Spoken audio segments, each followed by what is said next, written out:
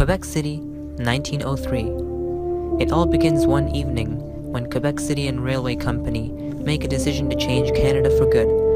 Tired of ferries carrying in stocks for business, they decide to hire Phoenix Bridge Company to build the greatest engineering bridge ever.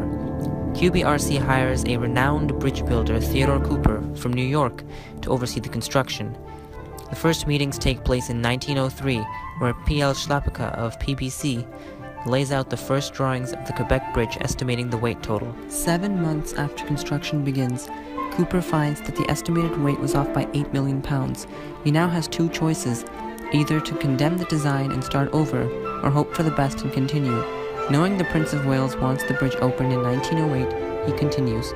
In the last 3 months before the disaster, inspecting engineers noticed two of the girders of the anchor misaligning from 1/4 of an inch to just over 2 inches.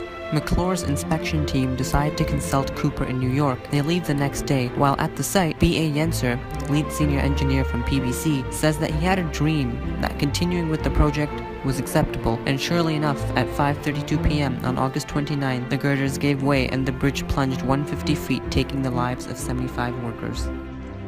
In terms of the law aspects for this historical case, this would be considered a tort law situation. The duty of care was for the QBRC to provide a safe working environment for the workers, and breaching the duty of care is when the bridge collapsed, resulting in the injuries. The plaintiffs are the workers' families, people of the community, and the taxpayers, while the concurrent tort feasors are Theodore, Peter, and Yenser for their miscalculations and continuing unsafe work.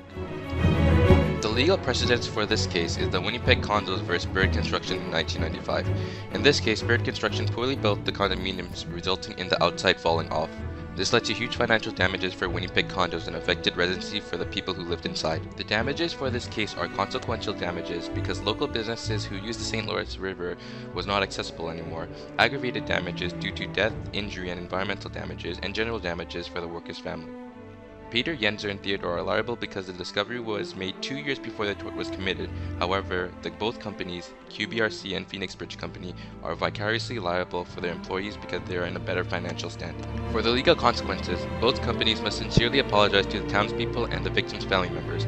In addition, the companies must pay the environmental damages as well as the victim family members in order to compensate for their loss.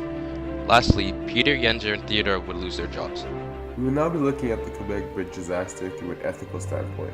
This case deals with a situation which endangered the safety and welfare of the public and workers. We will be doing an ethical analysis following the EGAT format.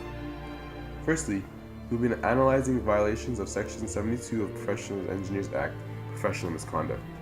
Peter and Cooper were both aware of problems that dealt with their project but neglected to attend to them, which violates 72.2a. Cooper and Schlapka violated 72.2b as they continued to have their workers work regardless of the unsafe conditions on the bridge. They both also did not report the situation, which violates 72.2c, which considers the safety of the public. After being made aware of bends in the bridge, the project was not stopped, which violates 72.2d, failure to comply with applicable regulations. Cooper's decision to not supervise on-site goes against Section 72.2j, as his professional conduct can be seen as unprofessional. We will now be looking at violations of the Code of Ethics. Cooper's lack of supervision and leadership, as well as the lead engineers, violates Section 77.1.i in his fairness and loyalty to his associates, as well as 77.1.iii in his fairness to uphold high ideals and professional integrity. Cooper is in violation of 77.1.ii and 77.2.i through his miscalculations of underestimated dead loads and failure to recheck weight. Furthermore, he also violates these sections due to his wish to complete the project regardless of public welfare and safety. 77.7i was violated because Cooper was outraged of scrutiny from a government agent. He did not act with good faith when his work was questioned. 4 solutions they could have taken were ignoring the problem, leaking information to the public to solve the problem externally, refusing to continue working due to unsafe conditions, or reporting the issue internally and, if unsuccessful, whistleblowing to the OIQ. Ignoring the problem results in violation of the following acts. Such acts violate professional misconduct, which may result in losing their professional engineering license due to disregarding public safety. Leaking information to the public violates multiple codes of ethics. Refusing to work in unsafe conditions violates the contractual agreement to work for the company and still does not help to uphold the safety of the public. After analyzing each alternative, the best decision for Cooper and Slapka is to report the issue to anyone of higher authority in the company. By doing so, they are still in violation of 77.1.I. However, this is their most proactive solution to their problem. If their attempt to report the issue internally is unsuccessful, Cooper and Slapka should inform the OIQ and have them deal with the situation accordingly.